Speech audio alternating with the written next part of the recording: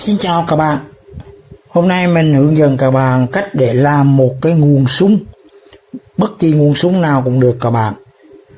Làm một cách rất đơn giản, đó là chỉ thêm cái VR10 kg này vào bên trong mặt của nó tại một vị trí thích hợp là nó sẽ thay đổi được điện áp ra từ 0V tới 20V hoặc là 24V tùy thích các bạn. Dùng tay bóc ra tách ra thôi các bạn ạ. Rồi đã ra được rồi, bây giờ chúng ta sẽ quan sát cái bo mạch bên trong bằng cách là cho nó ra hẳn đây các bạn ha. Ra hẳn rồi các bạn nha. Thoạt tiên chúng ta nhìn là bo mạch này có một cái kết cấu rất là vững chắc, rất là bền, an toàn, và mình cảm nhận ban đầu là nó rất là tốt các bạn ơi. Cục nguồn này làm rất là tốt bởi vì nó có dạng những cái kéo trắng này là chống rung động, chống va đập, và nó tăng độ bền, tăng tuổi thọ cho cái bo mạch. Nhìn qua là biết là đây là loại tốt rồi các bạn. Và chúng ta có thể tận dụng cái này để làm cái nguồn ra bao nhiêu vôn cũng được các bạn nha. Chỉ cần gắn cái VR nào VR10 kg này vào vị trí thích hợp mà thôi. Rồi chúng ta sẽ tiếp tục theo dõi các bạn ơi. Tiếp tục các bạn ơi, sau khi mà tháo ra rồi, mình đã thấy hai sợi dây nguồn điện 220V AC ra khỏi vị trí này để cắm vào đây cho nó đơn giản các bạn, để thao tác cho nó nhanh hơn nha. Và cái vị trí mà điện 12V DC ra của nó là cái rắc này, mình cũng tháo bỏ và lắp vào cái đuôi cắm này để thực hiện cái đồng hồ đo.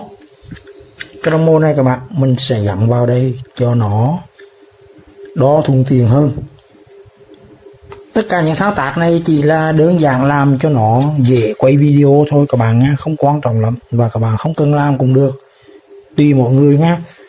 Và mục tiêu chúng ta sẽ gắn cái VR10 kΩ này vào vị trí thích hợp. Vị trí thích hợp mình nhắc lại đó là chân số 1 và chân số 3 của VR này gắn vào âm và dương của tù lọc nguồn 470V 25V này. Hai cái tù này mắc song song cho nên các bạn mắc ở đâu cũng được các bạn nha, bên tù nào cũng được hết. Mình nhắc lại, chân số 1 và chân số 3 của VR này gắn vào chân âm và dương của tù điện lọc nguồn 470V 25V này các bạn. Còn chân số 2, chân số 2 đây các bạn, mình đang nổ sợi dây màu đen này nhé. Chân số 2 là chân giữa.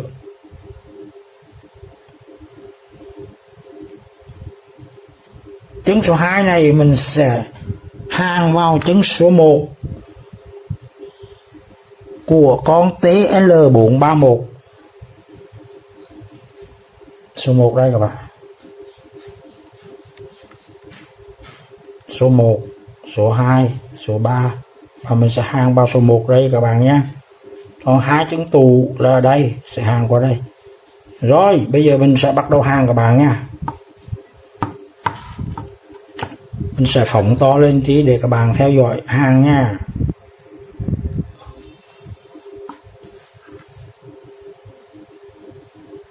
Tuy thể hàn là như thế này các bạn.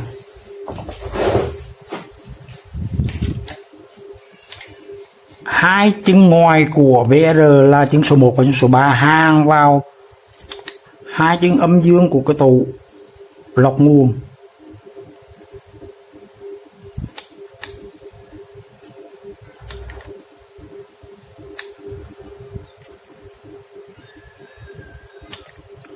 Rồi hai chân ngoài mình đã hàn xong các bạn ha. Và chân số 2 của VR hàn vào chân số 1 của con ICTL. Rồi tất cả đã hàn xong. Và các bạn chỉnh cái này hơi đứng dậy một xíu để các bạn có thể thực hiện thao tác chỉnh con ốc này dễ dàng hơn. Giờ sẽ chiếu gần để các bạn xem là mình đã hàn thành công rồi nè.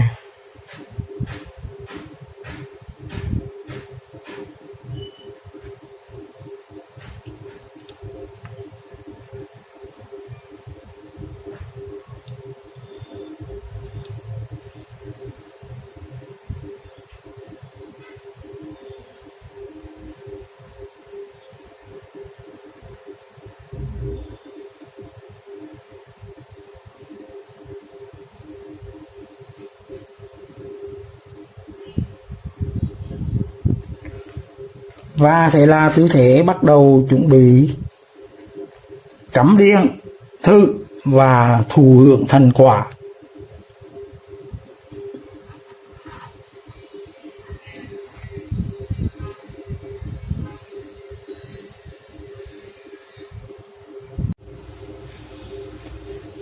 Bây giờ chúng ta sẽ bắt đầu cắm điện để thử các bạn. Trước hết mình sẽ cắm cái đồng hồ đo tự làm này để kiểm tra vôn và dòng ra của nó một cách thuận tiện nhất. Và hai cái dây điện này mình sẽ cắm vào nguồn điện 220V AC các bạn. Đã lên 12.4V các bạn. Sau khi mình hàng cái VR10 key này vào vị trí nhất định nào đó, nó đọc là 12.4V các bạn nha. Và mình bắt đầu chỉnh. Mình sẽ cố ý chỉnh để cho nó thay đổi và điều mơ ước là sẽ được như vậy các bạn nha. Bây giờ mình sẽ chỉnh cho nó giảm vôn bằng cách là vặn cùng chiều kim đồng hồ thì nó sẽ giảm vôn các bạn.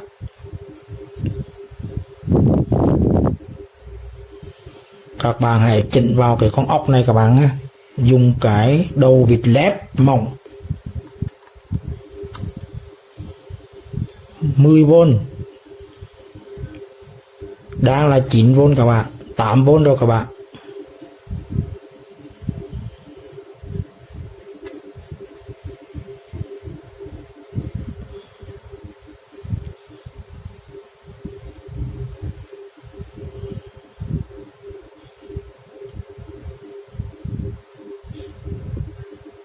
Nếu chúng ta vặn ngược lại thì nó sẽ lên các bạn nhé. Bây giờ mình sẽ vặn ngược lại nha, là nó sẽ tăng lên.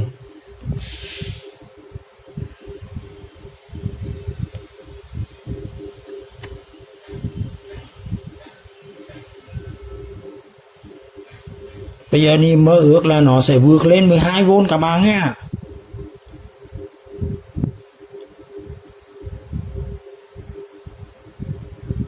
Nếu các bạn vặn chậm thì nó sẽ thăng tiến từ từ. Rồi 12V các bạn, bắt đầu vượt lên trên 12V các bạn nè. 13V rồi.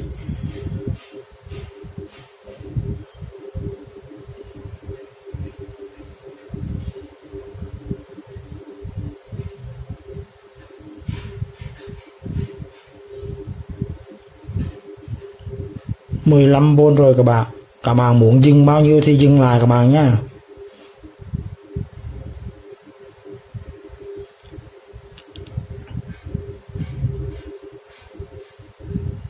Rồi, điều mơ ước là 20V rồi các bạn.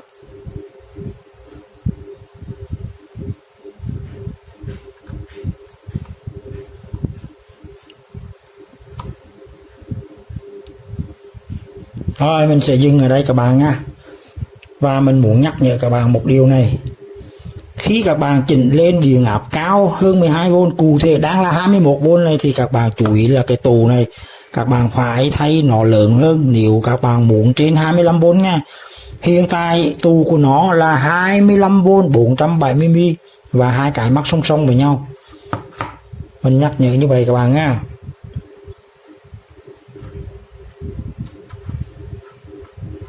Rồi bây giờ sau khi cắm vào là nó luôn ổn áp các bạn á. Dù là mình vặn ở đâu thì mặt này nó vẫn là ổn định, không có thay đổi vôn các bạn. Bây giờ để chứng minh là nó lên cao thì nó có dùng được cái gì không, mình sẽ thắp sáng đèn led này các bạn ơi. Mình sẽ có hai dải đèn led này, mỗi dải là 12V. Bây giờ mình hiện tại mình đang mắc nối tiếp để cho nó khả năng chịu đựng tối đa là 24V và mình sẽ sắp sáng ở mức 21 này các bạn. Ở đằng sau này có cái rắc và mình đã chế sẵn cái đồng hồ này rất là tiện lợi đó các bạn.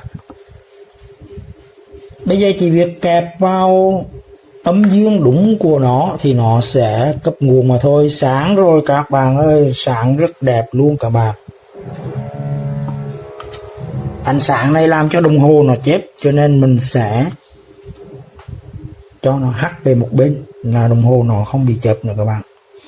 Dòng tiêu thụ của hai cái này là 0,32A.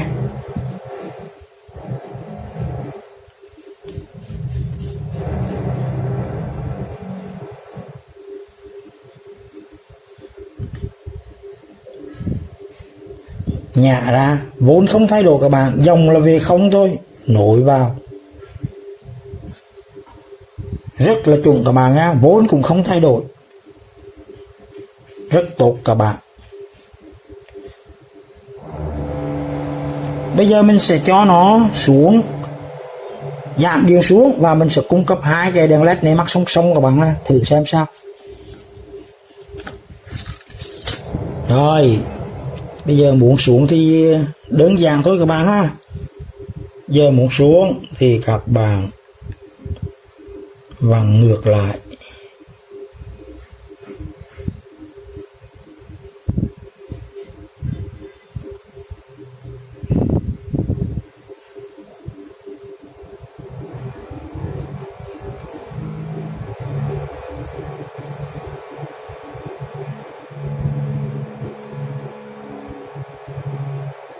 Rồi mình muốn để 12.0 và hai cái này bây giờ mình lại mắc song song các bạn nhé.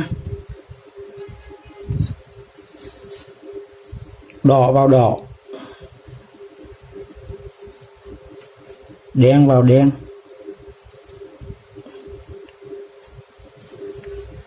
và nguồn cung cấp bây giờ cũng là như vậy nha, đen kẹp vào đen, đỏ kẹp vào đỏ, rất sáng các bạn ơi, sáng rực rỡ luôn, quá sáng luôn. Dòng tiêu thụ bây giờ rất là lớn các bạn, 0,94, dòng tiêu thụ lớn quá, rất lớn các bạn ơi.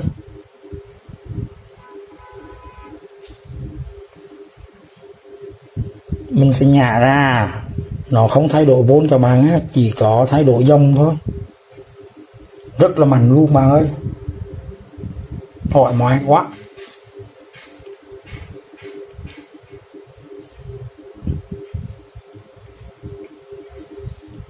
Giả sử ở đây là 1A, nó cũng gần bằng 1A rồi các bạn nha, và nhân với 12V sẽ là được 12W các bạn.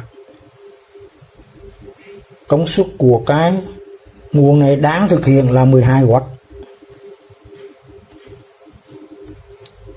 và nó có khả năng mạnh hơn các bạn á. Các bạn có thể cho nó thêm một cái nguồn gì đó, ví dụ như mình đang có cái quạt này các bạn ha, cho giảm ánh sáng bớt cho nó dễ hoạt động. Mình đang có cái quạt này, mình có thể kẹp thử xem sao.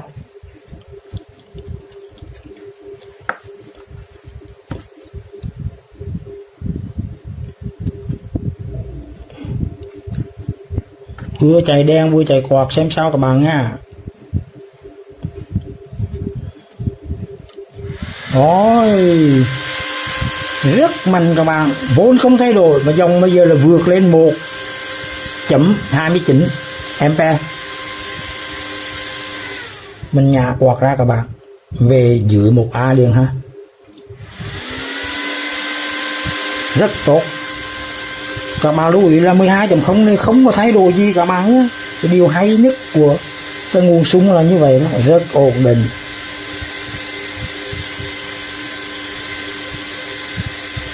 Và các bạn bây giờ muốn dưới 9V, 6V thì các bạn cứ vặn cho nó xuống thôi, rất đơn giản các bạn ơi. Rồi vậy là mình xin dừng video tại đây các bạn. Chúc các bạn làm thành công nha, và hẹn gặp lại. Hôm nay mình có ý định là làm cho một cái cục sạc laptop bình thường của nó là ra 20V, dòng sạc của nó là 3A, nay trở thành một cái bộ nguồn là có thể chỉnh được ra bao nhiêu vôn cũng được. Cụ thể là có thể chỉnh trên 0V cho tới là 28V các bạn. Để làm được điều này các bạn cần một cái VR10 key. Ở đây các bạn, mình đã hàng vào đây, đúng vào vị trí thích hợp. Cuối video này các bạn sẽ thấy cái hình ảnh mình mô tả chi tiết để các bạn làm theo các bạn nha. Bây giờ mình nói sơ qua, đó là VR10 kilo này có 3 chân, thì 2 chân ngoài cùng là hàng vào âm dương của tù lọc nguồn. Tù lọc nguồn này á, là cái kia nó là 25V, 470 các bạn.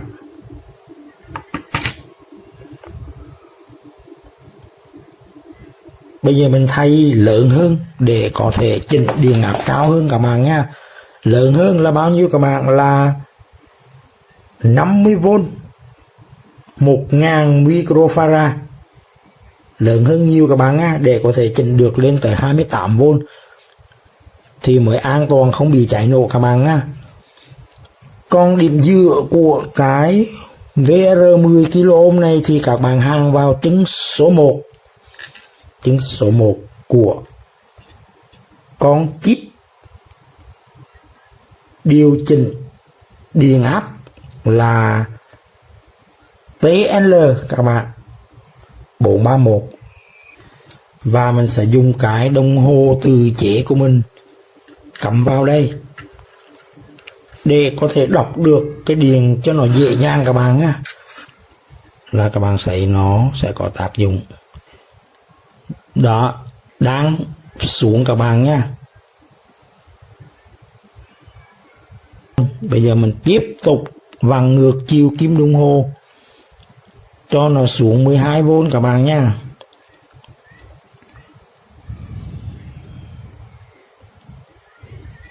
Nếu các bạn cần điện áp 12V để làm những việc quan trọng nào đó của chính bạn thì các bạn cứ chỉnh xuống. Tiếp tục chỉnh xuống nè.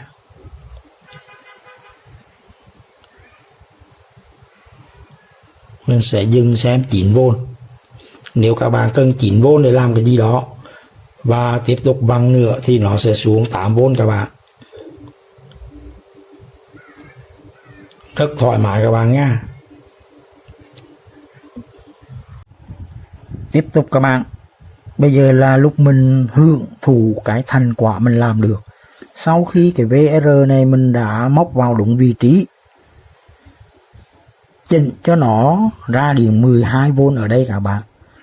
Hai dây âm dương này mình thiết kế thêm cái jack USB này để cắm cái đồng hồ vào.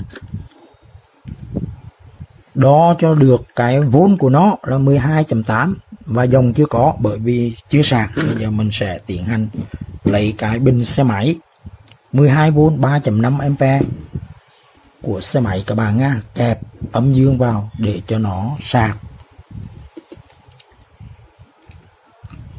Rồi dòng đã ăn rồi các bạn. Bây giờ đã có dòng rồi các bạn nha. Hiện tại là 12.6V và 3.3A, đúng với cái mức mà bình điện đi quy định là 3,5A 12V. Bây giờ các bạn muốn tăng dòng sạc lên thì các bạn chỉnh con ốc này theo chiều kim đồng hồ để tăng vôn lên là nó sẽ tăng dòng các bạn. 5A rồi các bạn ơi, 6A rồi, 7A rồi, 8A rồi, 9A rồi. Nó lên rất là thoải mái các bạn ha. Bây giờ 9A rồi là tưởng tượng nó sạc quá mạnh rồi các bạn. Mình sẽ giảm lui lại các bạn nha. Tiêu chuẩn là tầm 3,5.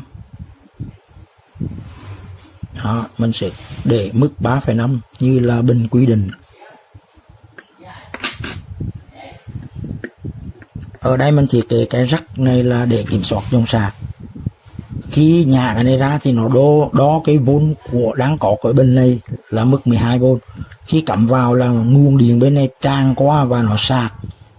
Chỉ thì mức vôn là 12,8. Rất là tiện lợi các bạn ha. Nếu các bạn thích thì các bạn làm giống mình nha, và tiếp tục theo dõi video để biết được cái cách làm đồng hồ như thế nào. Làm cái cục sạc laptop chuyển thành cục sạc ắc quy như thế nào các bạn nhé. Rất là hay. Và ý tưởng tiếp theo của mình đó là sạc bình điện 24V vẫn được. Các bạn chỉ cần chỉnh cái này cho nó lên lại 24V. Bây giờ mình sẽ nhả dây cắm ra bởi vì bình này 12V thôi nha. Và mình chỉnh xem.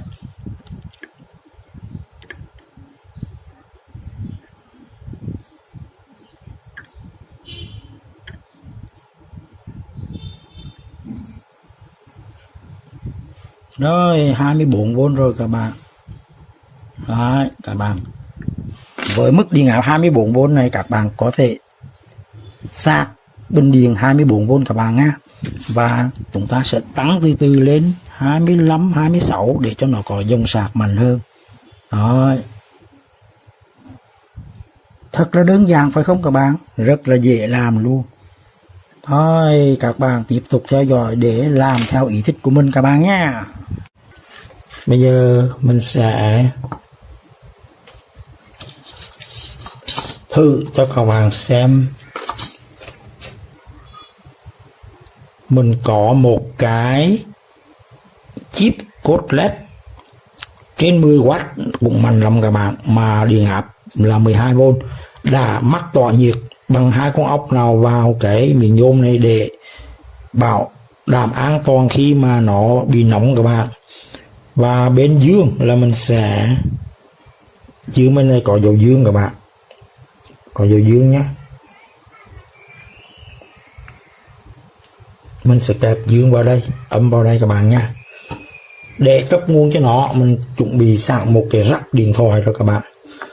Rắc cắm ở đằng sau này. Cái đồng hồ của mình có thiết kế cái đường ra. Bây giờ mình sẽ để tư thế này nha.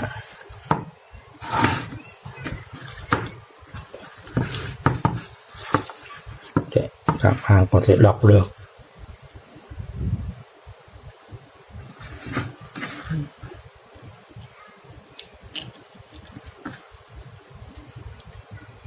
Sáng rực rỡ các bạn, quá sáng luôn các bạn ơi, rất là sáng luôn các bạn này. Các bạn chú ý này, dòng tiêu thụ là 3A luôn các bạn, 3A này. Áp nó di chuyển xuống không bao nhiêu các bạn nhé.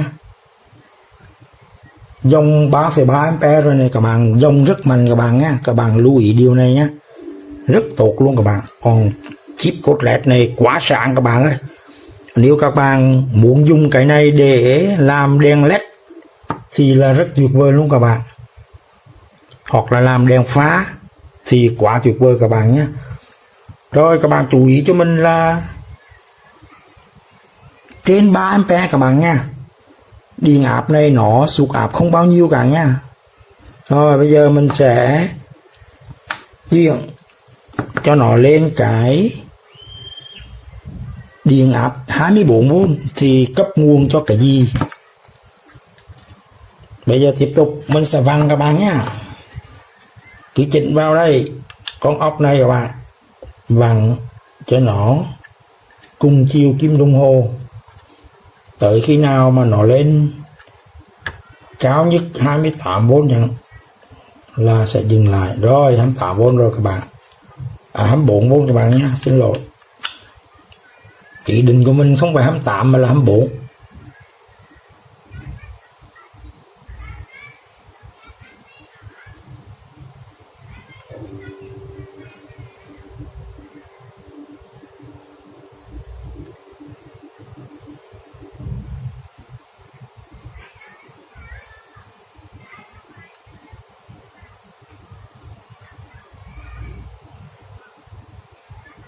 Rồi.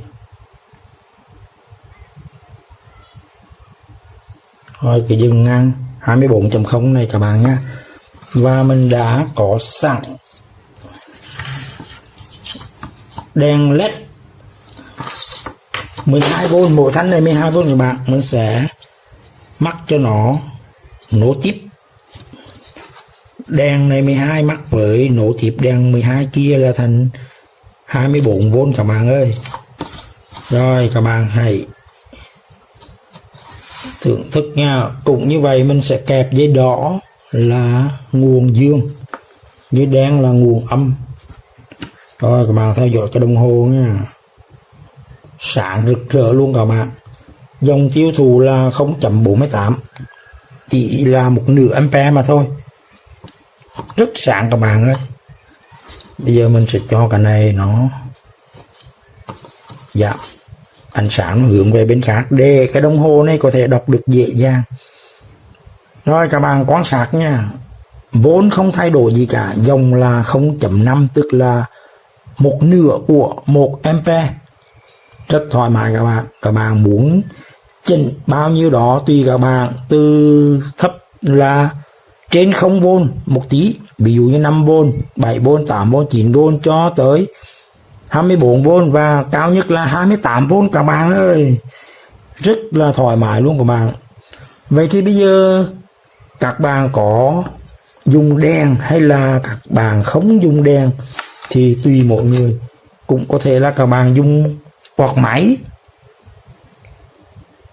quạt gió, hoặc là các bạn dùng các cái thiết bị máy móc mà dùng điện 12V thì các bạn chỉnh xuống cho 12V và cấp nguồn các bạn nhé. Nói tóm lại là hôm nay mình giới thiệu với các bạn một cách để làm cho cái cục sạc laptop nguyên của nó là 20V trở thành một cái nguồn có thể thay đổi được từ 0V cho tới là 28V, và các bạn có thể làm việc gì đó đúng yêu cầu của bạn. Chẳng hạn như thợ sửa laptop các bạn, thợ sửa laptop là nó cần điều chỉnh từ 0V cho tới là 28, 30V để có thể chỉnh sửa laptop theo yêu cầu về năng lượng, về dòng điện. Và là cái này rất cần thiết cho thợ sửa laptop các bạn nhé.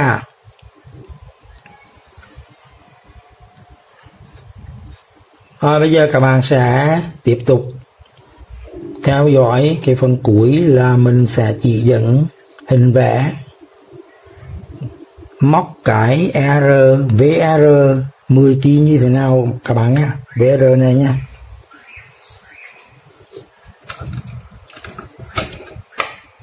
Rút điện ra rồi.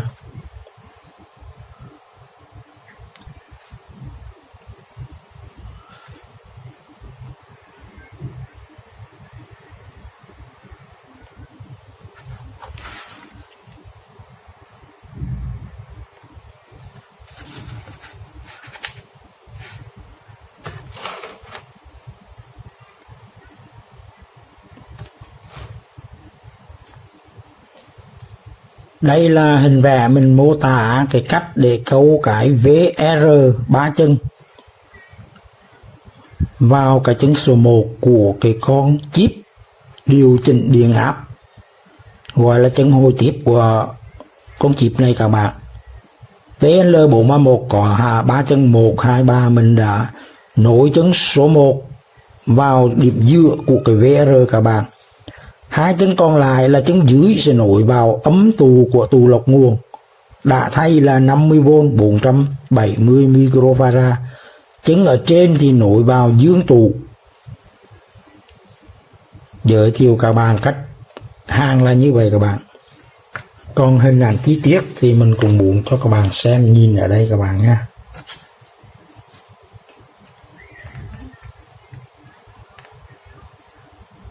Đây là chân giữa mình đã hàng vào bên dưới của chân số 1 của TL431. Đây là một chân ngoài, đây là một chân ngoài hàng vào chân âm và dương của cái tù này các bạn. Sở dĩ mình hàng ở bên dưới này để làm video cho nó giới thiệu thuận tiện để các bạn nhìn thấy dễ hơn thôi.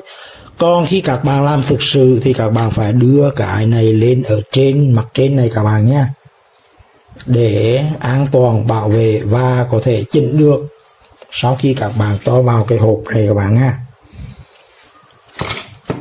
Rồi mình nghĩ như vậy là đã giới thiệu chi tiết đầy đủ cái cách để làm thế nào mà có được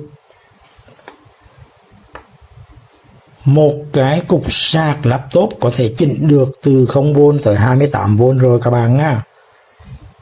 Video xin dừng ở đây và chúc các bạn làm thành công và đạt được như ý.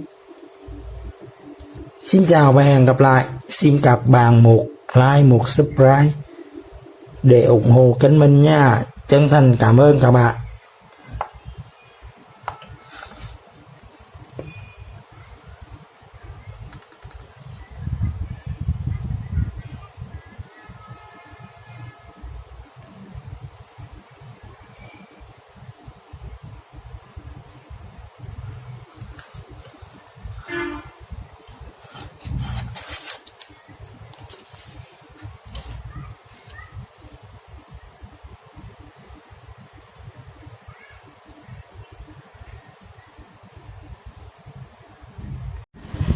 Hôm nay sẽ hướng dẫn cho các bạn làm một cái cục sạc Samsung sạc điện thoại 5V lên thành 12V. Sau khi các bạn gắn cái BR này, các bạn chỉ cần mất 1 phút để gắn vào là nó sẽ sử dụng một cách thoải mái hơn, nhiều công năng hơn các bạn ơi. Chẳng những 12V mà các bạn có thể làm cho nó lên 15, 19, 20V. Bây giờ sẽ test để các bạn thấy kết quả mình đã làm, và từ đó bắt đầu yêu thích thì các bạn sẽ làm nha. Nếu cục sạc của nó là 5V chưa tác động các bạn nha, và mình sẽ chuyển cái đồng hồ đó này qua cái cục sạc này đã tác động, rồi sau đó mình sẽ tiến hành chỉnh các bạn ha. Lúc đó mình sẽ tiến hành chỉnh. Rồi bây giờ vẫn xem như là 5V các bạn, và mình sẽ chỉnh ở cái con ốc này các bạn ha.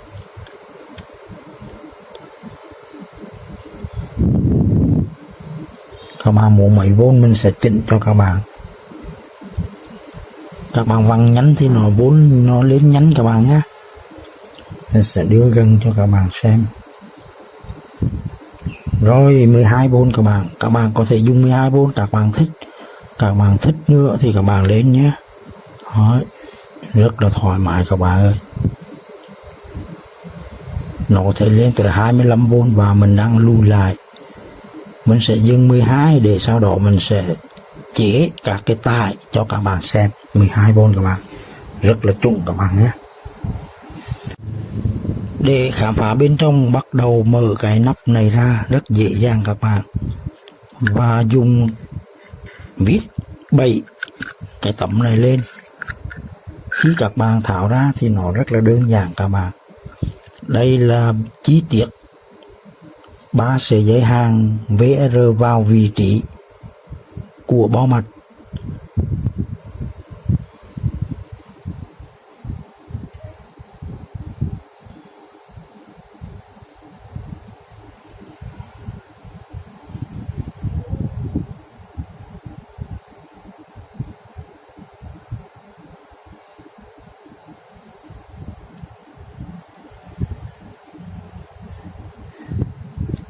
Mình sẽ cùng lúc đưa lên hình ảnh cách hàng vào cho các bạn thấy rõ nha.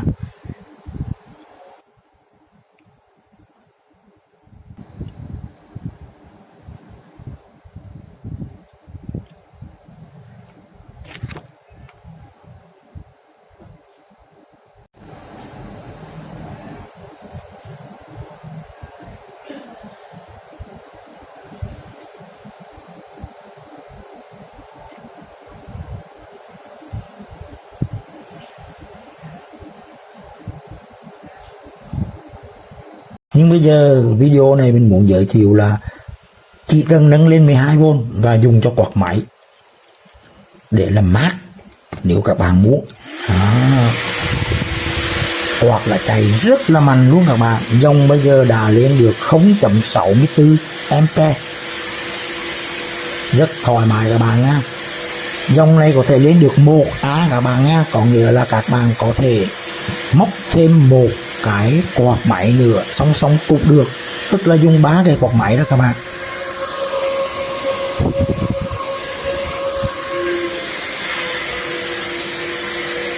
Mình tháo đồng hồ ra là nó sẽ ngưng nguồn cung cấp các bạn nha. Đồng hồ này rất là lợi hại các bạn ơi. Mình cũng tự làm luôn và giới thiệu cho các bạn cách làm nó ở trong cái video này luôn. Các bạn chú ý vào cuối video để xem các bạn nha. Đồng hồ này có nhiều chức năng lắm các bạn ơi. Nó có thể đo vôn được, đo vôn cũng được các bạn nha. Rất là thoải mái. Các bạn có pin thì đo pin, nó rất là thoải mái luôn các bạn. Ví dụ như mình muốn đo cho các bạn xem cái này nhé. Ở đây mình có 2 viên pin, mình muốn đo nó bao nhiêu vôn thì mình chỉ cần kẹp vào như thế này thôi các bạn nhé. Rồi, rất đơn giản các bạn. Nó trở thành đồng hồ đo vôn này, mình kẹp vào là nó đỏ lên các bạn này. Đó, 2 viên pin này đang nối tiếp với nhau là thành 5V, và mình đo một viên pin thôi thì nó là 3,8V các bạn. Một viên pin 18650 cũ này là 3,8V, và đó hai viên mắc nối tiếp nhau thì nó thành 5.1V các bạn ơi. Nó nhiều công dụng lắm các bạn ơi, và mình có video riêng. Còn các bạn mà thích làm cái video này, đồng hồ này, thì các bạn hãy xem cuối video nha, mình sẽ trình bày chi tiết cho các bạn luôn. Nhưng hãy quay lại cái vấn đề này các bạn ơi. Điện 12 và cung cấp cho quạt là nó rất mát luôn các bạn. Quạt chạy rất mạnh, mát quá các bạn ơi, thực sự là mát luôn này, rất là mát luôn. Khi nào cần làm cho nó mát thì các bạn dùng nha. Bây giờ mình sẽ ngưng cái này. Giả sử các bạn không muốn dùng quạt nữa mà các bạn dùng đèn LED, cung cấp cho đèn LED, nó vẫn được luôn. Mà mình đang sẵn sàng để muốn giới thiệu cho các bạn. Ở đây có hai thanh đèn LED, mình mua 12V và mình cắt ra từng đoạn ngắn như thế này và mình cung cấp cho cả nó. Rồi các bạn thấy nó sáng dữ không? Rất tuyệt vời nè. Mình sẽ né cái ánh sáng này ra để cho cái đồng hồ này nó không bị chớp nữa các bạn nha. 12V và dòng tiêu thụ là 0.98, tức là xấp xỉ 1A các bạn. Rất là sáng các bạn. 1A có nghĩa là dòng rất mạnh các bạn nha. Các bạn hãy tự tính là dòng 1A là nó rất là mạnh. Lấy ampere này nhân cho volt này là hiện tại nó đang 12W các bạn nhé. Và mình đang sờ tay vào đây, nó không nóng gì hết, không có cảm giác là nóng gì cả, và nó sẽ dùng bền bỉ lâu dài các bạn nhé. Vậy là mình đã giới thiệu cho các bạn rồi đó. Nó dùng đèn LED, dùng quạt máy, hoặc là dùng thêm cái việc gì đó thì cũng được, các bạn tự nghĩ ra thôi ha. Bây giờ mình hướng dẫn các bạn làm cái đồng hồ này. Chủ yếu là mình muốn các bạn có biết cách để cấu được cái đồng hồ này sử dụng như thế nào. Còn cái hình dạng này á, là các bạn tự làm, tự nghĩ ra các bạn nhé. Như mình là đồng hồ nằm ở đây, hai cái cọc điện để xuất ra mắc song song với cái cổng sạc này. Có cái này cũng được, không cũng được, các bạn chỉ cần một cái cọc sạc này là được. Có bạn thích thì làm hai cái cổng sạc này các bạn nhá. Còn cái chân cắm này là để cắm vào các cái cục sạc điện thoại, cắm vào đây chẳng hạn các bạn. Cắm vào đây các bạn nhé. Như vậy là kiểm tra rất là dễ dàng các bạn ơi. Bây giờ bắt đầu làm các bạn nha. Các bạn, mình sẽ cắm cái này vào cho các bạn thấy là ở đây mình đã cấu giấy rồi. Đồng hồ đã đỏ các bạn ơi. Tất cả đồng hồ đã đỏ các bạn nhé.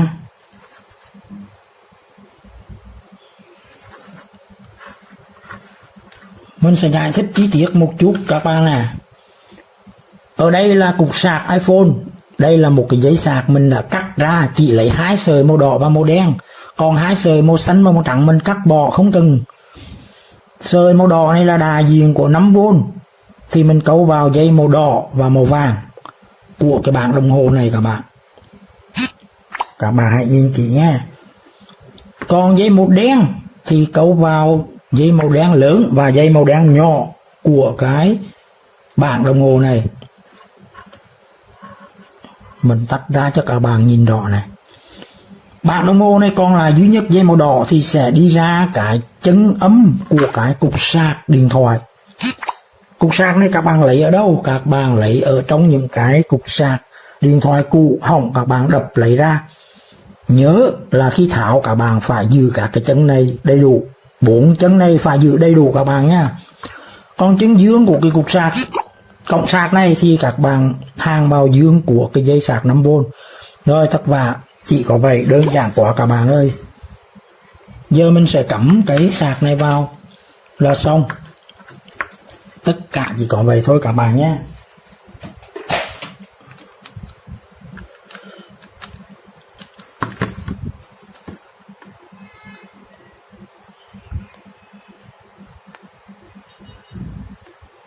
Cắm vào các bạn này.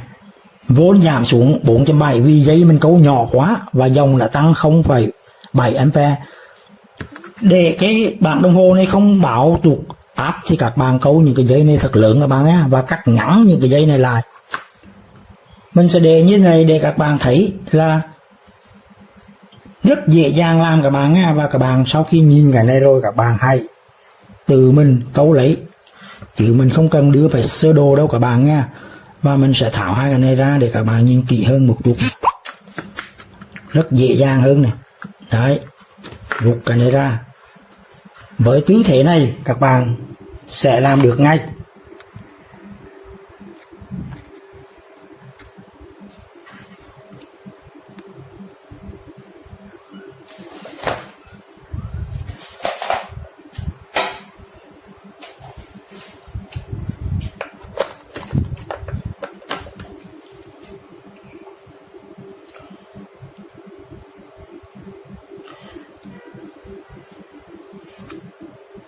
Video xin dừng ở đây các bạn. Chúc các bạn làm thành công. Mình xin một like, một subscribe để ủng hộ kênh có tương lai phát triển các bạn nha. Xin chân thành cảm ơn và hẹn gặp lại. Xin chào các bạn. Hôm nay mình sẽ hướng dẫn cho các bạn làm cái cục sạc Oppo ra bao nhiêu vốn cũng được các bạn. Rất là dễ dàng luôn. Sau khi mình đã hàn cái VR 5 kΩ này vào đúng vị trí rất đầy đủ và hàn cái bảng đồng hồ để theo dõi điện áp ra, bây giờ mình sẽ cắm điện vào. Rồi bây giờ hiện tại là vẫn là 5V như cũ các bạn nha. Mình sẽ tiến hành chỉnh cho các bạn xem. Dùng tục vít mỏng lép này bằng vào đúng con ốc đồng và các bạn sẽ được vôn như tùy ý các bạn nhé. Các bạn muốn lên thì các bạn bằng theo chiều lên. 6V các bạn ơi, 7V các bạn ơi, 9V nhá, 10V, 11V. Mình sẽ cho nó lên cao các bạn nha. 18V các bạn, 19V các bạn. Rất thoải mái luôn các bạn ơi. Bây giờ mình lại giảm xuống các bạn nha. Bằng theo chiều ngược lại nó sẽ giảm xuống. Và mình sẽ cố ý cho nó xuống dưới 5V xem sao các bạn nghe, có được không nha. Các bạn hãy chờ xem.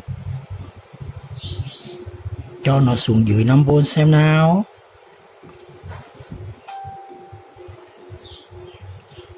Rồi, xuống dưới 5V các bạn ơi.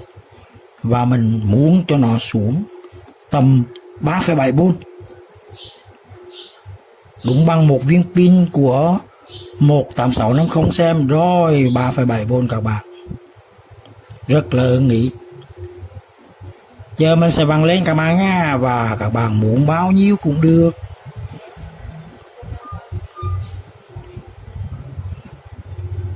Rồi, bắt đầu chúng ta sẽ tiến hành làm. Các bạn yêu thích hãy tiếp tục theo dõi nha.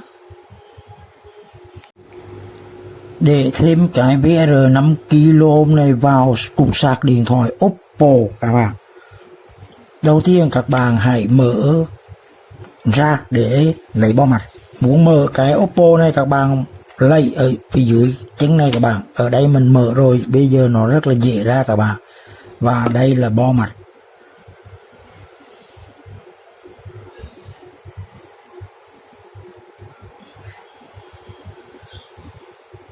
Chip nguồn là đây các bạn.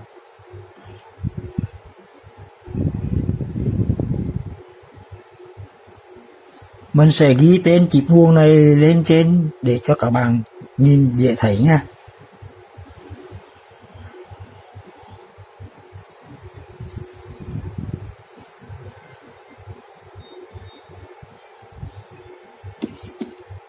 Các bạn sẽ hàn vào chân số 1 này các bạn. Đây là chân số 1 của chip nguồn.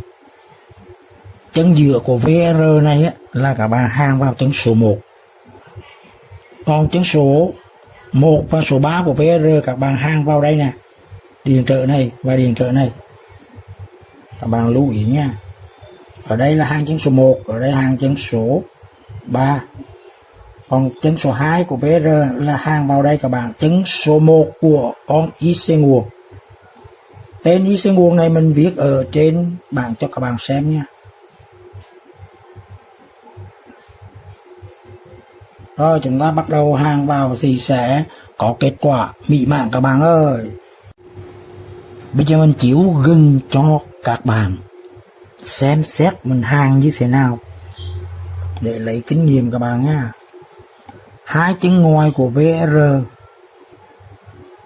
và chân giữa.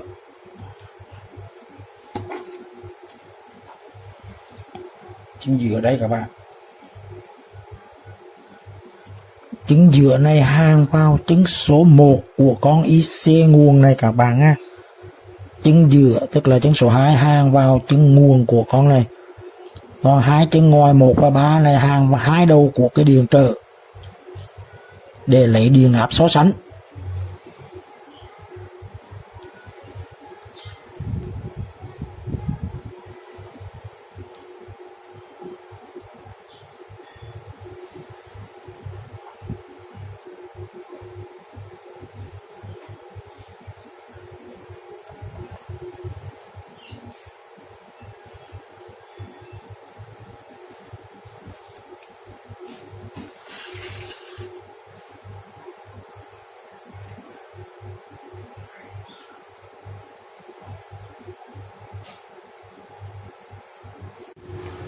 Bây giờ mình sẽ cho nó có tải xem nó có khả năng như thế nào các bạn nha. Thì mình đang cắm cái đèn led 12V cho các bạn xem. Trời ơi sáng rực rỡ luôn các bạn. Quá sáng luôn này. Hai thanh đèn led này tầm 10W các bạn. Rất sáng luôn các bạn. Như vậy là khả năng duy trì điện áp của nó rất là tốt các bạn nha.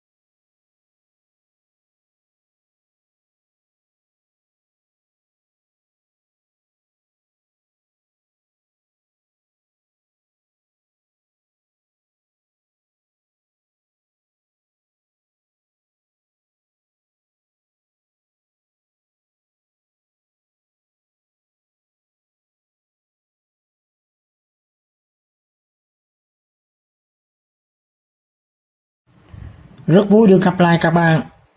Hôm nay mình làm video này muốn giới thiệu cho tất cả các anh em có một cái cách làm nâng cái điện áp 5V của các cái cục sạc điện thoại iPhone này các bạn thành điện 6V, 9V, 12V hoặc là 15V nếu các bạn muốn, vẫn được hết. Và lên được điện áp cao nhưng mà dòng nó vẫn ổn định các bạn, rất là tốt. Mình đã làm và hôm nay muốn giới thiệu cho anh em cùng nhau làm các bạn nhé. Trước hết các bạn phải mở cái cục sạc ra để xem linh kiện bên trong và chúng ta bắt đầu làm. Muốn mở cái này các bạn dùng cái thanh sắt mỏng này các bạn tách đều 4 phía dưới cái chân này các bạn nhé. Sau khi tách đều là nó sẽ ra được cái nắp rồi thì các bạn nhẹ nhàng kéo ra các bạn nha. Toàn bộ bên trong nó như thế này các bạn.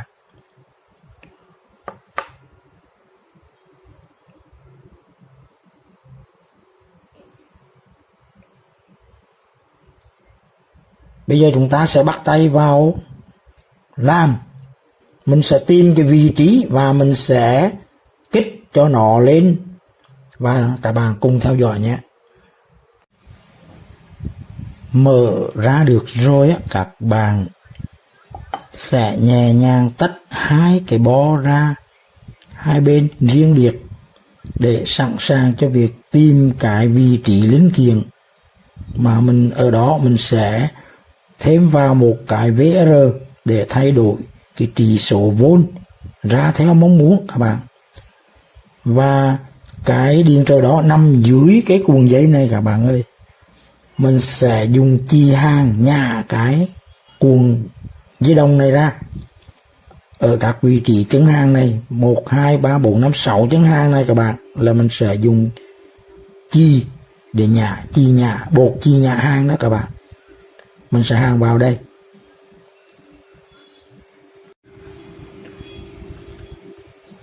Dùng bột nhả chì này các bạn nhé. Mình lấy ra một viên, sẽ hàng vào và nhả đúng vào các cái vị trí của cái chân chì này, 6 cái chân này các bạn nhé.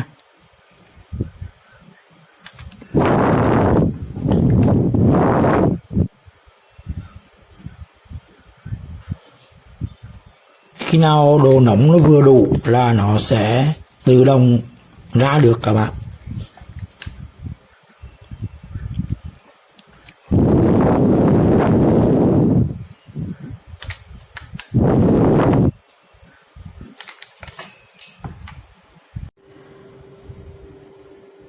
Cuộn dây đồng các bạn nối như thế này giống mình nhá, để dễ kiểm soát, dễ gắn cái VR này vào, nhất là dễ dàng nhìn và chỉnh được cái VR này các bạn nhá.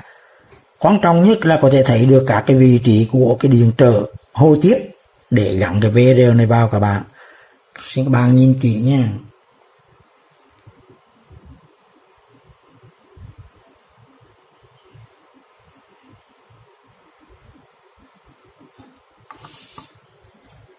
Tiếp tục mình sẽ cho cái VR này vào.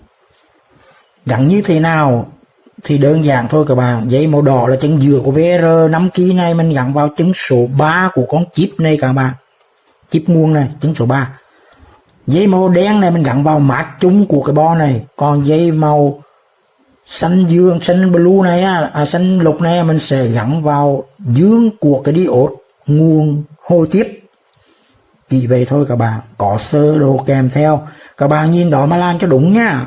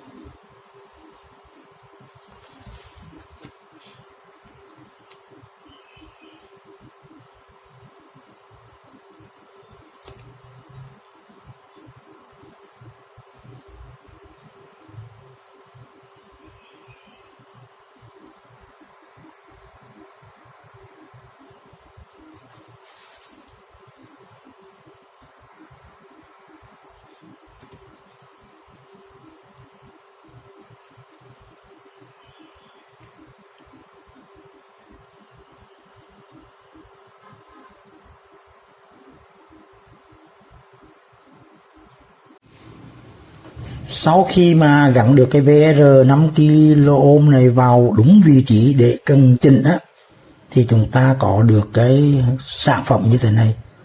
Và tư thế này sẵn sàng cắm điện để điều chỉnh điện áp ra ở đây các bạn. Muốn bao nhiêu vôn tùy ý các bạn. Và mình muốn nhắc lại cho các bạn là VR này phải nối đúng vị trí. Đó là dây màu đỏ là chân giữa nối vào chân số 3 của con IC này các bạn. Theo sơ đồ các bạn nha. Hai chân còn lại là các bạn nối vào một chân mát và một chân dương của cái điện áp hồi tiếp này. Chỉ như vậy thôi các bạn nha. Các bạn hãy nhìn vào sơ đồ để làm giống mình, là tự tin hoàn toàn các bạn nha. Rồi bây giờ mình sẽ cắm điện 220V AC vào hai sợi dây mình đã hàng sẵn đây để hưởng thụ cái thành quả mà có thể điều chỉnh điện áp ra của cái cục sạc iPhone như mong muốn các bạn ơi. Giờ là lúc mình sẽ cắm điện và chỉnh cái VR để thay đổi điện áp ra của cái cục sạc iPhone này các bạn nha. Và để thuận tiện cho việc làm mà mình sẽ cắm điện á, thì mình đã thay cái phích dây này bằng hai sợi dây này cho nó đơn giản các bạn nha.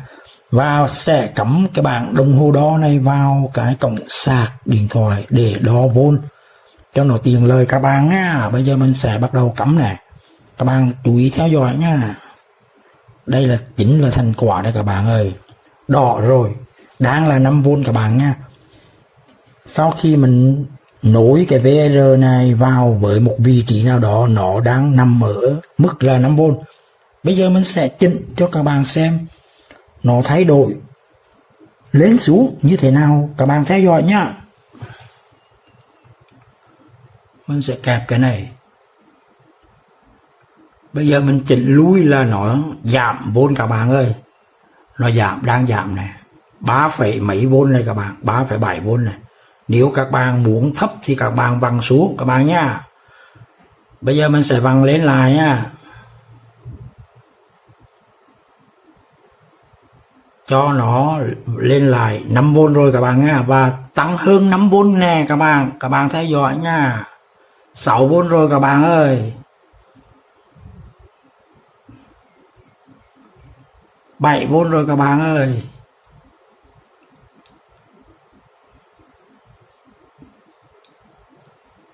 Rồi.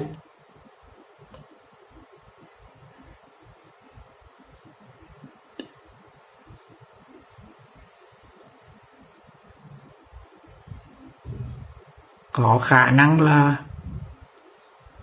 8V đó các bạn. Cao nhất là 8V. 8V các bạn nhé.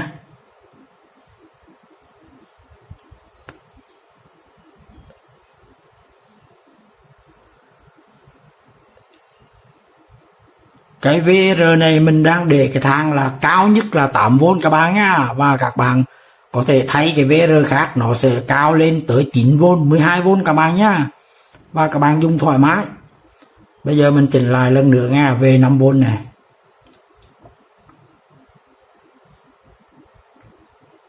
Mình dừng lại các bạn nhé. Và chỉnh xuống nữa nè các bạn nhé. Dưới 5V nè. Rất thoải mái luôn các bạn ơi. Rồi mình cho lên lại các bạn nha. Như vậy là cục sạc điện thoại iPhone nguyên gốc của nó là 5V. Bây giờ chúng ta có thể chỉnh lên được dưới 5V và trên 5V một cách thoải mái các bạn ơi. Các bạn muốn bao nhiêu thì dừng lại nha. Mình dừng lại 6V này. 6V các bạn. Mình sẽ cho nó lên tầm 7V các bạn nha. 7V các bạn. Rất thoải mái các bạn ơi. Và lên hơn nữa cũng được các bạn nha. Gần 8V các bạn ơi. Sắp chỉ 8V các bạn. Rất thoải mái các bạn ơi. Cái VR này của mình á, là nó để ở mức tối đa là như vậy rồi. Các bạn có thể thấy VR này 10kg, 20 kg hoặc 50 kg là có cái tầm chỉnh nó rộng hơn các bạn nha, nó sẽ cao hơn 8V á.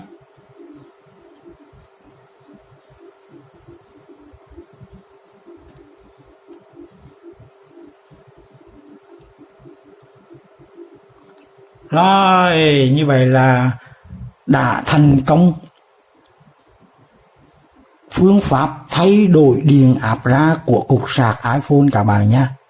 Các bạn cứ làm là được các bạn nha. Chúc các bạn làm thành công giống mình nha.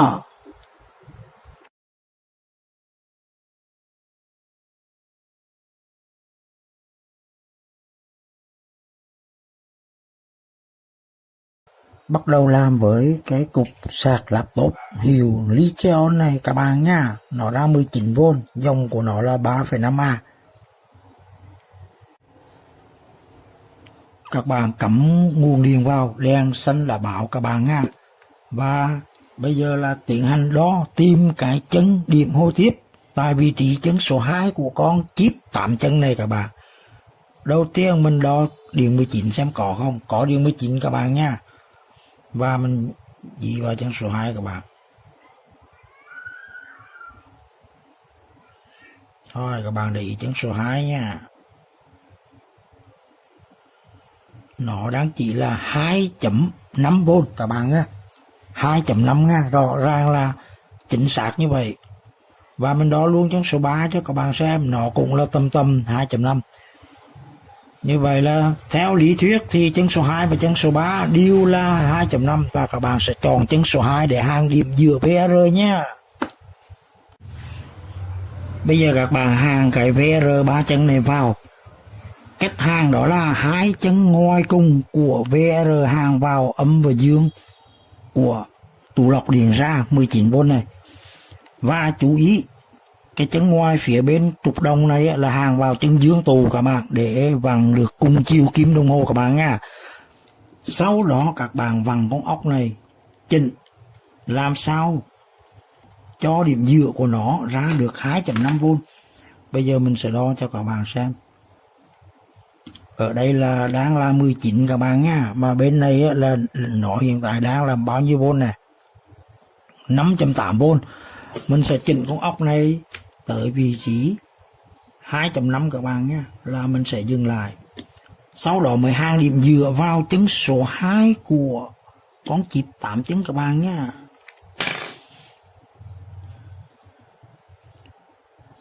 Ba V rồi các bạn, thêm một xíu nữa các bạn nha.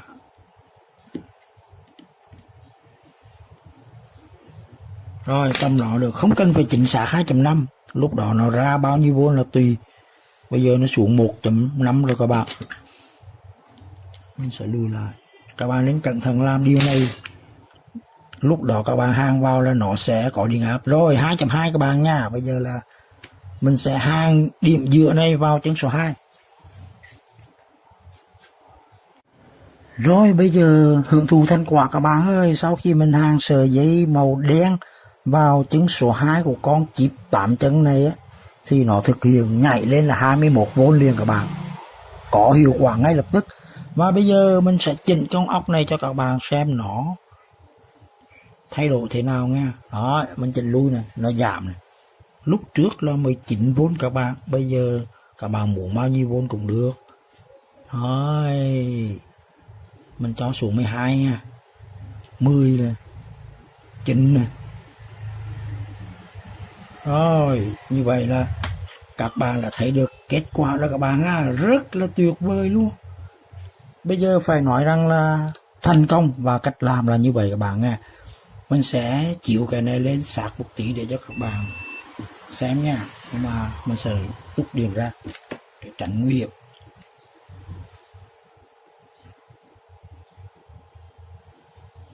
Ở đây mình hàng ra ngoài là vì nó dễ hàng hơn các bạn.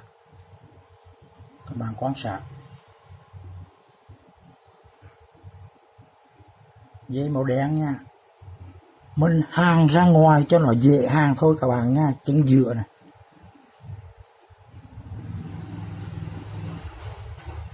Rồi như vậy là đã hoàn thành một nguồn các bạn. Chào các bạn, hôm nay mình sẽ giới thiệu các bạn một cách làm cái cục sạc nguồn sung hoặc bất kỳ loại nào đều có thể chỉnh lên điện áp từ 0V tới 28V, và tùy các loại mà điện áp nó mở rộng nhiều hay ít các bạn nha. Và bí quyết là nằm ở chỗ là các bạn sẽ lấy một cái VR các bạn, một cái VR 5 kỳ, nó có 3 chân, và các bạn gắn vào ở bên trong bo mặt ở một vị trí thích hợp là nó sẽ hoạt động thay đổi điện áp của tất cả các nguồn sung này một cách thoải mái. Và bây giờ chúng ta sẽ bắt đầu mở ra để làm các bạn nhé. Sau khi mà tháo ra, mình đã hàn thêm 2 sợi dây màu xanh màu đỏ vào cái cổng USB này và cắm cái đồng hồ đo mình tự chế này vào các bạn, cho nó dễ đọc kết quả. Bây giờ mình sẽ cắm điện vào. Các bạn thấy nó đang đọc là 12.4V, nguyên zin của nó, chưa tác động cái VR này vào các bạn nha. Bây giờ là giây phút quan trọng gắn cái VR này vào. Mình sẽ giới thiệu trên màn hình chi tiết cách gắn để các bạn theo dõi và làm cho đúng các bạn nha.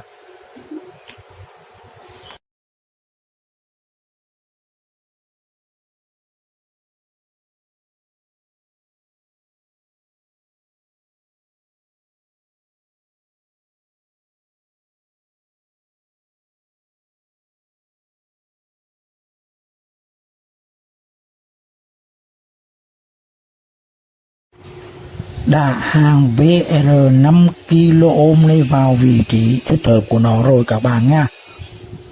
Giờ mình sẽ đưa sát cho các bạn xem.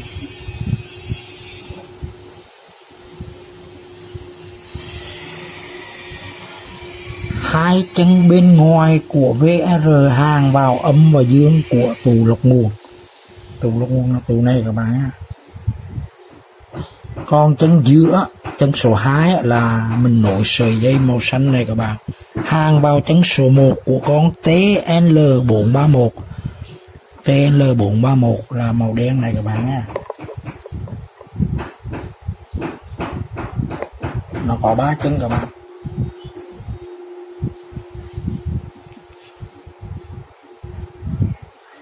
Vậy là giai đoạn cắm vào đã xong các bạn nha. Giờ là chúng ta sẽ hưởng thụ cái thành quả chính thức. Mình sẽ cắm điện nguồn 220V AC vào và có thay đổi điện áp. Bây giờ còn 9V thôi các bạn.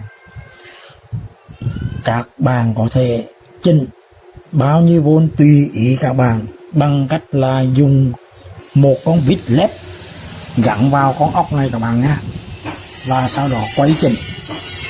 Bây giờ mình sẽ tạm thời chỉnh để cho nó giảm áp xuống 8V chẳng hạn các bạn nha, 7V các bạn nha. Các bạn muốn xuống nữa cũng được, tùy các bạn. Bây giờ các bạn muốn lên thì các bạn sẽ vặn theo chiều lên các bạn nha. Bây giờ mình sẽ vặn cho nó tăng lên này.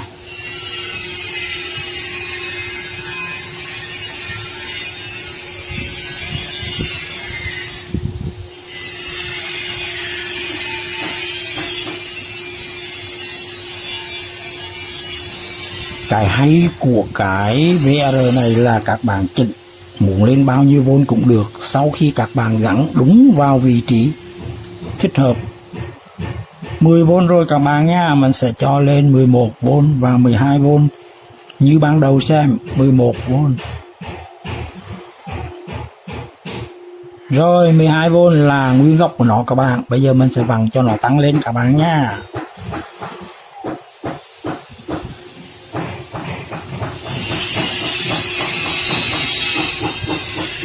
15V các bạn ơi, rất là tuyệt vời luôn.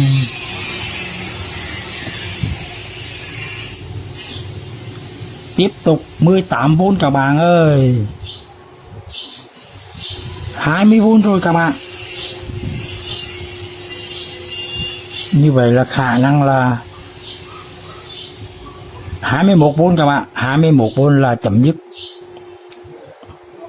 21V các bạn nhé, là hết cỡ của VR này. Vậy là chúng ta đã vừa rồi vặn xuống được 6V và lên được 21V các bạn. Bây giờ các bạn hãy lưu ý là hai cái tủ này các bạn nhé. Hai tủ này các bạn phải thay cho nó lớn lên để nó không bị cháy nổ khi các bạn lên điện áp cao các bạn nhé. Đó là điều nên lưu ý. Rồi bây giờ mình sẽ cắm vào và chỉnh xuống lại các bạn. Bây giờ các bạn sẽ làm cái này như thế nào? Các bạn muốn bao nhiêu là tùy các bạn nhé.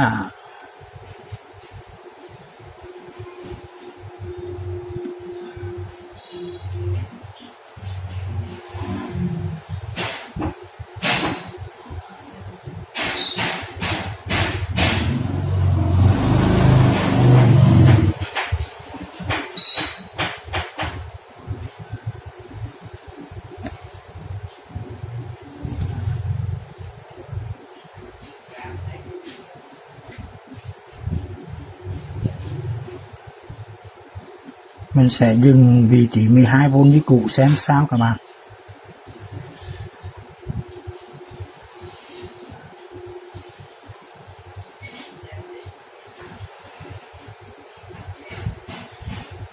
Rồi cho là 12V các bạn. Mình sẽ dùng cái này làm việc gì đó tùy các bạn nhé. Bây giờ việc quan trọng cuối cùng là các bạn thiết kế cái này làm sao để có thể chỉnh được. Sau khi các bạn cho vào hộp tất cả là đã hoàn thành được tất cả các việc làm quan trọng nhất rồi các bạn nhé. Thì theo sơ đồ các bạn làm là thành công. Chúc các bạn làm thành công và làm đẹp hơn mình các bạn nhé. Cuối cùng các bạn hãy quan sát một lần cái cách mình đang làm. Đồng hồ này sẽ có một video riêng các bạn và các bạn tìm ở trong cái kênh của mình các bạn nhé. Xin chào và hẹn gặp lại.